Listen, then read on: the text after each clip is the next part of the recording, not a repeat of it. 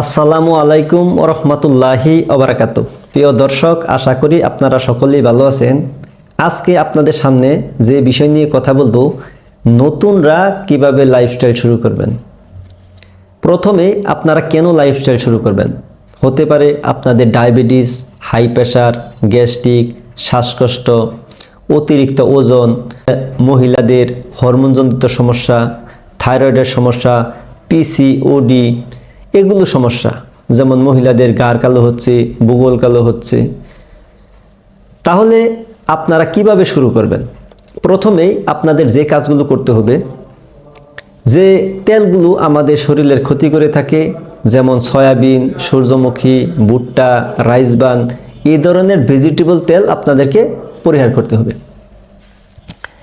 আপনারা বাহিরের যে খাবারগুলো আছে, যেমন বিস্কুট, চানাচুর, রুটি, কেক, সিঙ্গারা, সমোসা, ফুচকা, চটপটি, বেলপুরি, ঝালমুড়ি, মিষ্টি, হোটেল এবং দোকানের খাবার, এগুলো আপনারা পরিহার করবেন। আপনারা কয়েকদিনের জন্য ভাত, রুটি, ফল, দুধ, ডাল, আলু, কচুরমুখী এগুলো পরিহার করবেন। কারণ এই খাবারগুলো খেলে ইনসুলিন আসে। কয়েকদিনের জন্য পরিহার করবেন। যখন আপনার লক্ষ্য পূরণ হয়ে যাবে তখন পরিমিত মাত্রায় খেতে পারবেন। আপনারা খাবেন কি? আপনাদের খাবার হবে সকল ধরনের শাক, যেমন পালং, পুঁই, লাল, লাউ, ডাঁটা, কচু, মেথি, মূলা, হেলেঙ্গা, কমলি, সরিষা শাক আপনারা খাবেন। প্রায় সব ধরনের সবজি খেতে পারবেন, যেমন ফুলকপি, বাঁধাকপি, বকলি, টমেটো, ঢেঁড়স, লাউ, বটবডি, সিম, চিচিঙ্গা, মূলা, অল্প গাজর, সবুজ ক্যাপসিকাম। তাহলে আপনারা পেঁপে, শসা, ক্ষীরা এগুলো সালাদ হিসাবে খাবেন। আপনাদের খাবার হবে প্রোটিন জাতীয় খাবার, যেমন দেশি গরুর মাংস, দেশি খাসির মাংস, দেশি মুরগির মাংস, দেশি হাঁস, কবুতর, এগুলো আপনারা খেতে পারবেন। আপনারা যে জায়গার ভিতরে ভাত খেতেন ওই জায়গার ভিতরে শাকসবজি নেবেন, ঠিক আছে? শাকসবজি দিয়ে ডিম খাবেন। কয়টি খাবেন? আপনি অবশ্যই পেট ভরে ভরে খাওয়ার চেষ্টা করবেন, হ্যাঁ? আর ডিমগুলো যেন দেশি হয়, হাঁস অথবা মুরগি, হ্যাঁ? তাহলে বেশি করে আপনারা শাকসবজি নিয়ে সাথে ডিম আপনারা 1 হালি, 2 হালি, 3 হালি খেতে পারবেন। তারপর মাছ খাবেন, হ্যাঁ? যে মাছগুলো চাষ করে এই মাছগুলো না, অবশ্যই চেষ্টা করবেন বিলের, নদীর, সাগরের, এগুলো হলে ভালো হয়। তাহলে আপনার শাকসবজি দিয়ে মাছ খাবেন, ঠিক আছে? শাকসবজি দিয়ে মাংস খাবেন, শাকসবজি দিয়ে ডিম খাবেন। যখন খাবেন পেট ভরে ভরে খাবেন। প্রথম অবস্থায় আপনাদের একটু বেশি ক্ষুধা লাগবে, হ্যাঁ? তখন আপনারা বারবার খাওয়ার চেষ্টা করবেন। কখনোই কম কম খাবেন না। অনেকে কি করে কম কম খেয়ে দুর্বল হয়ে যায়। এই কাজগুলো করা যাবে না, হ্যাঁ? তারপর আপনি যখন এই খাবারগুলো বারবার খাবেন তখন আপনার ক্ষুধা কমে যাবে। অনেকের এই খাবারগুলো পাশাপাশি কিছু অর্গানিক খাবার আপনারা খেতে পারেন, বিশেষ করে টারমারিক বুস্টার, ঠিক আছে? চিয়া সিড, দেশি ঘি, কোকোনাট অয়েল, এমসিডি অয়েল, এই খাবারগুলো খেলে দেখা যাবে যে আপনার ক্ষুধা কমে যাবে। আর এই খাবারগুলো পুষ্টিগুণ সমৃদ্ধ। এই খাবারগুলো খেলে আপনাদের দ্রুত উন্নতি হবে। তারপর বুলেট কফি খেতে পারেন, গ্রিন জুস খেতে পারেন। এই খাবারগুলো আপনারা যতবার ক্ষুধা লাগবে ততবার খাবেন। প্রথম অবস্থায় 10-15 যাই ক্ষুধা লাগুক আপনি ইচ্ছা মতো খাবেন। দেখবেন এই খাবারগুলো খেলে ইনসুলিন আসবে না, ঠিক আছে?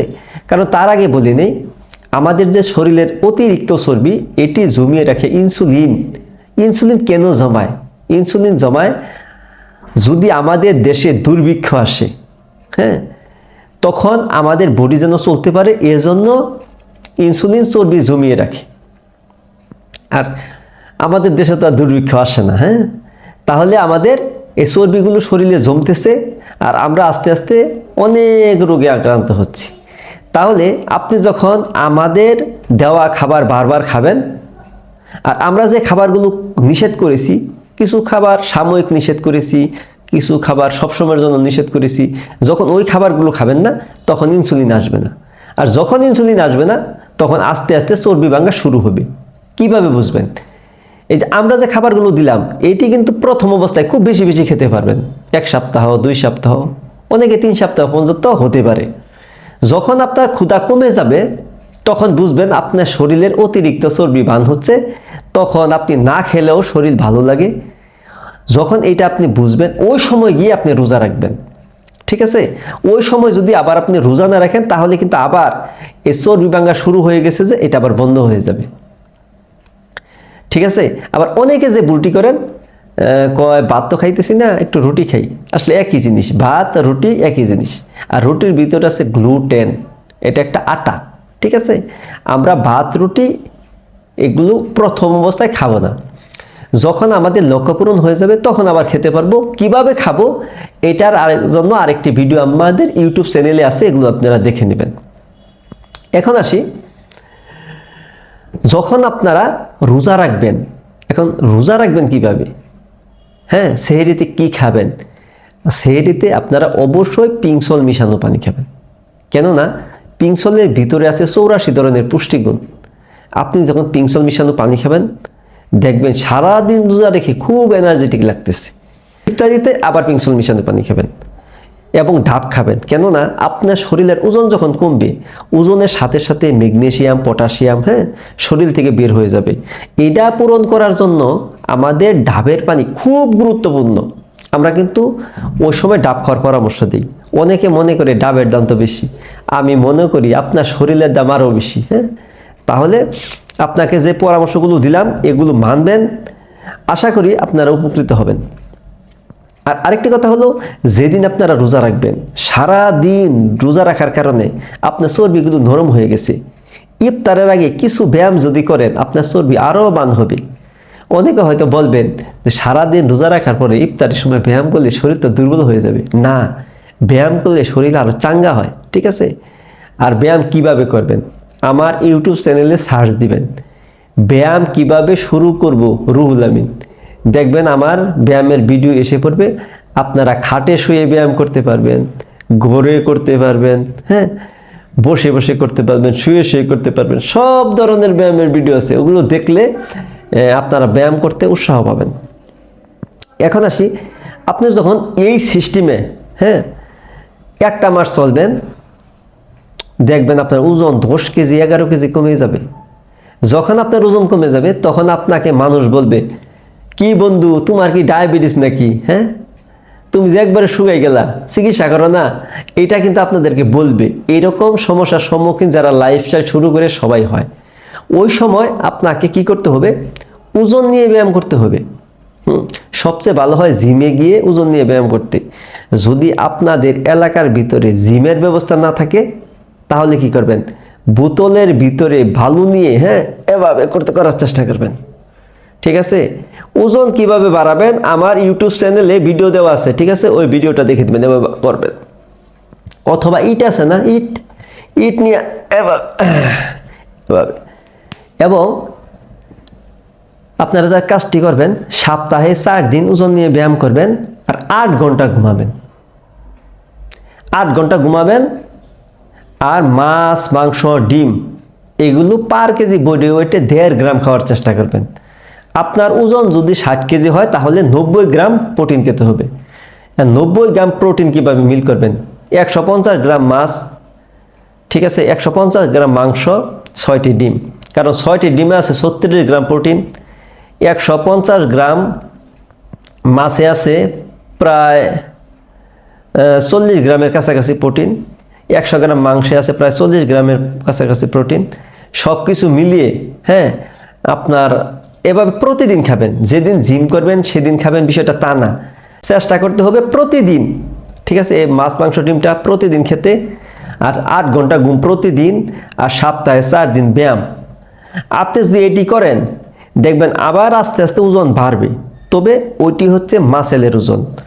প্রথম যে ওজনগুলো কমছে এটি হচ্ছে চর্বির ওজন, তারপরে ওজন বাড়ছে এটা হচ্ছে মাসেলের ওজন। আপনার যদি মাসেলের ওজন থাকে তাহলে কিন্তু এটা খারাপ না, চর্বির ওজন হচ্ছে খারাপ। তাহলে ওই সময় আপনার যখন লক্ষ্য পূরণ হয়ে যাবে তখন আপনি কিভাবে মেনটেনিং করবেন এটার জন্য আমার ইউটিউব চ্যানেলে ভিডিও দেওয়া আছে। শুধু আপনাদেরকে আমরা কিভাবে শুরু করবেন নতুনরা এই ব্যাপারে কথা বললাম। আর আরেকটি বিষয় হচ্ছে আপনি প্রতিদিন ভোরে উঠবেন, খালি পায়ে ঘাসে হাঁটবেন, শরীরে রুত লাগাবেন, প্রতিবেশীর সাথে ভালো ব্যবহার করবেন, হ্যাঁ, পরিবারের সবার সাথে ভালো ব্যবহার করবেন। আর আপনাকে সবসময় আমাদের দেওয়া ভিডিওগুলো এগুলো দেখতে হবে। কারণ হচ্ছে সবাই কিন্তু চলতেছে এক সিস্টেমে, আপনি যখন আরেকটা সিস্টেমে চলবেন তখন কিন্তু আপনার কিছু সমস্যা হবে। বিশেষ করে আমরা যারা পুরুষ মানুষ আছি আমাদের কিন্তু বাইরে যেতে হয়, মানুষের সাথে মিশতে হয়। এখন আপনার এক বন্ধু বলতেছে, দোস্ত আসো চা খাই, এটা কিন্তু আমাদের সমাজের ভিতরে এক ধরনের দাওয়াত। তখন আপনি যদি বলেন, বন্ধু আমি তো চা খাই না, তো এই মিয়া তুমি খাও কি, চা খাও না, উডা খাও না, খাবা কি, খালি না খালি বাঁচবা।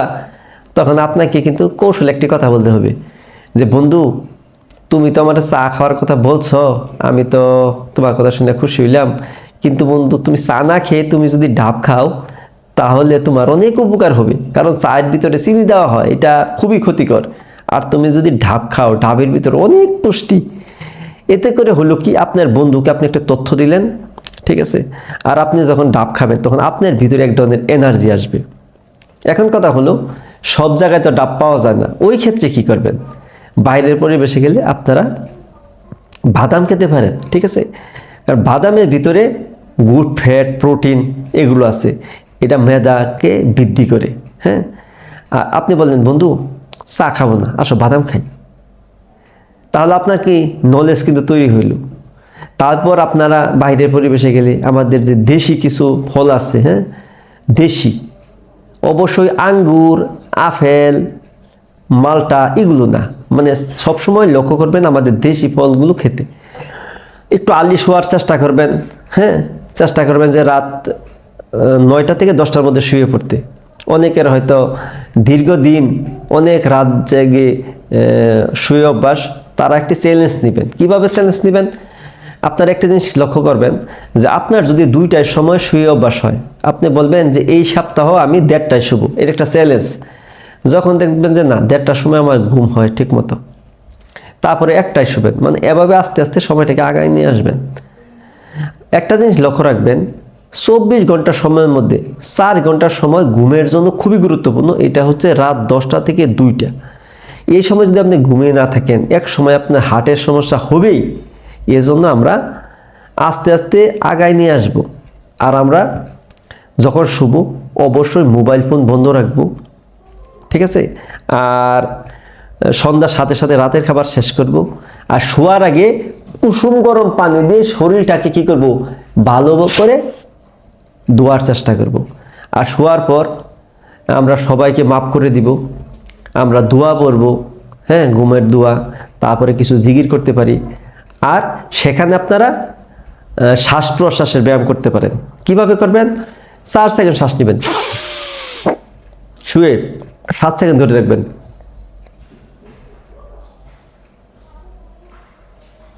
আবার 8 সেকেন্ড ধীরে ধীরে ছাড়বেন। এভাবে যদি আপনারা কিছুদিন মানতে পারেন তাহলে দেখবেন আপনার ঘুম হবে ওটু, ঠিক আছে। এভাবে 10 থেকে 12 বার প্রতিদিন শোয়ার সময় করবেন, তাহলে দেখবেন যে আস্তে আস্তে আপনাদের সকল সমস্যা দূর হয়ে যাচ্ছে। আর এই ভিডিও দেখে কে কি উপকার পেয়েছেন আমাকে কমেন্টে জানাবেন। তারপরেও যদি কোনো প্রশ্ন থাকে আমাকে জানাবেন, আপনাদের কমেন্টের ভিত্তিতে আমরা আরও ভিডিও উপহার দেব ইনশাল্লাহ। আপনারা যে যেখানে আছেন সবাই ভালো থাকুন, সুস্থ থাকুন। আসসালামু আলাইকুম ওয়া রাহমাতুল্লাহি ওয়া বারাকাতুহু।